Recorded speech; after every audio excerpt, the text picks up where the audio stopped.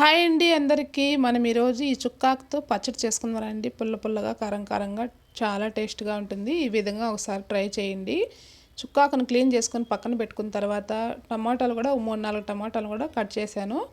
ఇప్పుడు స్టవ్ వెలిగించుకొని పెనం పెట్టుకొని అందులో కారం తగ్గట్టు పచ్చిమిర్చి, మెంతులు కొద్దిగా వేసుకొని ఈ టమాటా ముక్కలను కూడా వేసుకొని ఇలా వేయించుకోవాలి. అందులోనే ఉల్లిపాయలు, వెల్లుల్లిపాయలు కూడా వేసుకొని వేయించుకుందాం.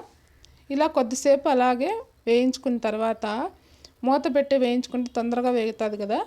ఇప్పుడు కరివేపాకు కూడా కొంచెం వేసి వేయించుకుందాం. ఇప్పుడు మూత పెట్టి వేయించుకుంటే చూడండి ఎంత బాగా మగ్గిపోయినాయి కదా. ఇవన్నీ మగ్గిపోయిన తర్వాత ఇప్పుడు చుక్కాకు క్లీన్ చేసి పెట్టుకున్నాం కదా, చుక్కాకు అది కూడా వేసుకొని మగ్గనిద్దాం. ఇలాగే చుక్కాకు ఇలా వేసేసి మూత పెట్టామంటే ఆ ఆవిరికే మొత్తం అంతా ఇలా వేగిపోతుంది. చూడండి ఇలా కలుపుతూ రావాలి కింద నుంచి పైకి. కింద ఆయిల్ టమాటా అంతా ఉంది కదా, ఇలా కలుపుతూ వస్తే సరిపోతుంది. చుక్కాకుల నుంచి వాటర్ కూడా బయటకు వచ్చింది చూడండి. ఆ వాటర్తోనే ఇదంతా మొత్తము ఉడికిపోతుంది.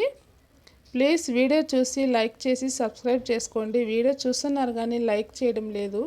లైక్ చేసి సపోర్ట్ చేయండి. ఇలా కొద్దిసేపు వేగిన తర్వాత ఇందులోనే సాల్ట్ కూడా వేసుకుందాం. రుచికి సరిపడా సాల్ట్ వేసుకొని అందులోనే కొంచెం పసుపు వేసుకొని ఇలా కొంచెంసేపు వేయించుకుందాం. ఇలా వేయించుకున్న తర్వాత స్టవ్ ఆఫ్ చేసుకునేసి పక్కన పెట్టుకోవాలి. చల్లారిపోతుంది. చల్లారే వరకు అలా పక్కన పెట్టేసిన తర్వాత ఇప్పుడు మిక్సీ పట్టుకోవాలి. చల్లారిపోయిన తర్వాత మిక్సీ పట్టుకొని పక్కన పెట్టుకుందాం. ఒక గిన్నెలోకి తీసి పెట్టుకుందాం పచ్చడిని అంతా కూడా.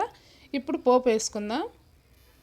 పోపులోకి ఆయిల్, వెల్లుల్లిపాయలు, కరివేపాకు, ఆవాలు ఇవన్నీ కూడా పోపు దినుసులంతా కూడా వేసుకొని ఇలా వేయించుకునేసి పచ్చళ్ళలో కలుపుకోవడమే. టేస్ట్ చాలా బాగుంటుందండి. మీరు కూడా ఒకసారి ఇలా ట్రై చేయండి. ఎలా వచ్చిందో కామెంట్ చేయండి.